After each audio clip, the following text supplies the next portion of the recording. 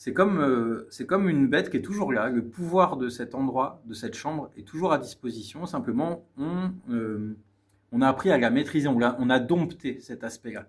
C'est-à-dire qu'on peut le convoquer quand on veut, hein, sur une scène, dans un spectacle. On peut convoquer cette part de nous. Salut, je suis Charlie Lantier de la compagnie du U. Je suis artiste, metteur en scène et pédagogue spécialisé en clown de théâtre. Et aujourd'hui, je vais vous parler de la thématique de la libération des bêtes. Je crois qu'un des enjeux importants de l'artiste, ça a à voir avec se libérer de ses bêtes. Annick de Souzenel parle beaucoup de cette thématique-là. Annick de Souzenel, à qui j'ai une pensée chaleureuse, elle est passée de l'autre côté il y a peu de temps.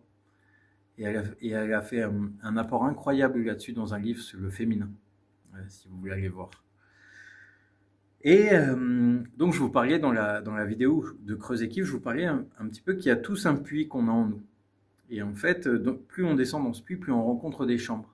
Et en fait, on pourrait associer ces chambres à une part animale, à une part bestiale, en tout cas, à une part qui n'est pas humanisée encore quand on la rencontre au départ. Donc d'abord, on se fait un petit peu embarquer par ça. On se fait prendre par ça, ça crée des émotions qui ont une certaine intensité et dans lequel, au départ, c'est souvent difficile dans un premier temps de créer du jeu à cet endroit. Hein, donc d'abord, on rencontre un petit peu, on pourrait dire, cette nouvelle part de nous, qui est une part qui est, je dirais, exigeante à accepter. Et puis ensuite, on apprend à mettre du jeu dedans. On apprend un petit peu, ok, en fait, c'est là la porte d'entrée, ok, la fenêtre, elle est là, c'est comme ça qu'on l'ouvre. On prend possession, en fait, de cette chambre. Et en réalité, cette part d'inhumanité, quand on apprend à jouer avec, quand on apprend à la rendre ridicule, on pourrait dire, parce que le clown, il a beaucoup à voir avec jouer de nous à cet endroit-là. Et bien, quand on arrive à faire ce geste de rire de ça, en fin de compte, on se retrouve à libérer cette part de nous.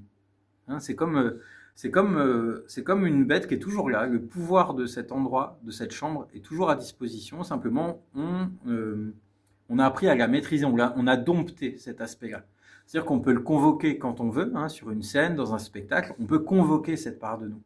Et c'est plus une part qu'on subit, qui agit malgré nous sans qu'on le décide, mais c'est une part qu'on maîtrise et qu'on décide de convoquer quand on veut. Et Annick de Souzenel finit en nommant que ces parts de nous, en fait, ces parts de nous qui ont à voir avec comme des monstres qui sont emprisonnés par des chaînes au fond de notre ventre, en fait, ça devient des êtres lumineux qui nous accompagnent. Et je crois que parfois, quand on rencontre des artistes, il suffit de s'asseoir à côté d'eux et on se sent bien. On se dit, mais mince, qu'est-ce qui fait que quand cette personne est là, tout d'un coup, on se sent bien? Et bien, je crois que ça a à voir profondément avec ça. Fin. Et chaque mal est un bien qui n'est pas à sa place.